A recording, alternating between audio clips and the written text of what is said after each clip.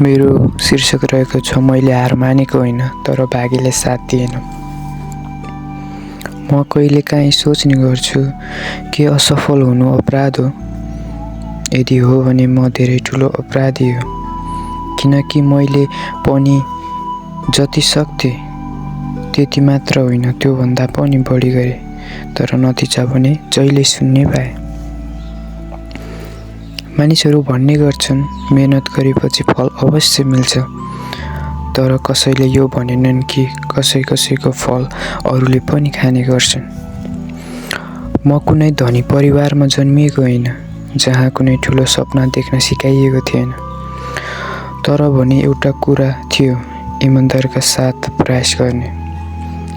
म सानैदेखि विद्यालयमा पहिलो नम्बर ल्याउँदिनथेँ, तर फेल पनि हुँदिनथेँ। सायद त्यही नै मेरो सबैभन्दा ठुलो कमजोरी थियो। बिस्तारै समय आयो, घरको जिम्मेवारी आफ्नो काँधमा आउन लाग्यो। आमाले पनि आफूले सक्ने प्रयास गरेर बिस्तारै थकित हुँदै जानुभयो भने बुबाको उमेर पनि बिस्तारै ढल्किँदै गएको थियो र म आशा भन्ने शब्द बोकेर बाहिर निस्किएँ। पहिलो काम मेहनत अनुसारको तलब पनि थिएन। आफूले जति नै इमानदारीको साथ काम गर्दा पनि अपमानले घेरिरहनु पर्थ्यो, तर म केही बोल्दिनथेँ। मौन तामा नै हराउँदै जान्थेँ, किनकि घरमा फोन गर्दा आमाको त्यो मधुर आवाजमा अझै पनि भरोसा लिएको हुन्थ्यो। म राति सुत्दा थकाइले आँखा बन्द हुन्थे, तर दिमागले पनि 1 मिनट पनि आराम पाउँदैन थियो। म सोच्ने गर्थेँ मैले अझ अलिकति प्रयास गरेँ भने सबै ठिक गर्न सक्छु भने, तर मुखले भनेको जस्तो र मनले सोचेको जस्तो कहिल्यै नहुने रहेछ। जिन्दगीले हरेकचोटि नयाँ ढोका देखाएर फेरि बन्द गरिदिन्थ्यो। एक दिन कम्पनीको घाटाका कारणले गर्दा आफ्नो सानोतिनो जागिर पनि छोड्नु बाध्य भयो, जसले मेरो जिन्दगीमा ठुलो असर पर्न गयो। म बेरोजगार भएँ। बिहान उठ्दा जाने ठाउँ कतै थिएन। झन् चिन्ता मनमा पर्न लाग्यो। घरमा पैसा पठाउन सकिनँ। फोन उठाउँदा आमालाई झुट बोल्न थालेँ। आमा, अहिले पैसा पठाउन अलि ढिलो हुन्छ है भने।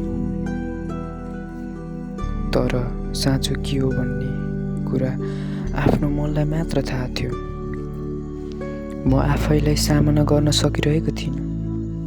साथीहरू एक एक गरेर अगाडि बढ्दै गए।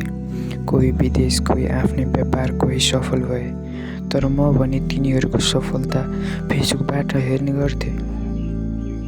म बाहिर हेर्दा खुसी देखिन्थे, तर त्यो खुसीले मलाई भित्रभित्र मार्दै थियो। रातको 2 बजे छतमा उभिएर मैले आफैलाई सोधेँ, त किन अझै हार मानेको छैनस्? सायद मैले हार मानेको होइन, सायद मलाई हार मान्ने कुनै अनुमति थिएन। मैले फेरि प्रयास गरेँ। नयाँ काम, नयाँ आशा, तर परिणाम भने जहिले होइ। सबैभन्दा पीडादायी कुरा के हो थाहा छ?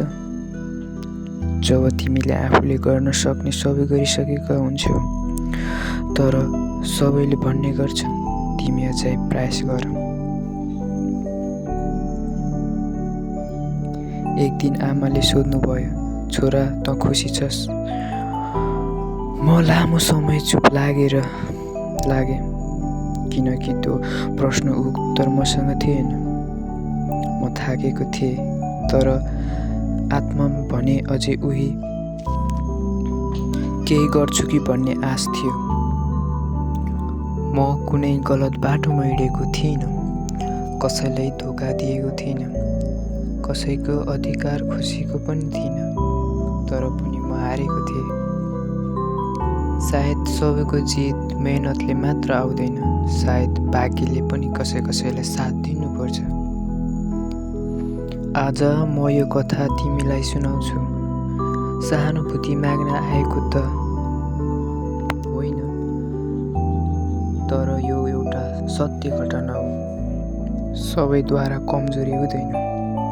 यदि तिमी पनि जति गर्दा पनि केही नहुन सकेको अवस्था छ भने आफूलाई दोष नदेऊ।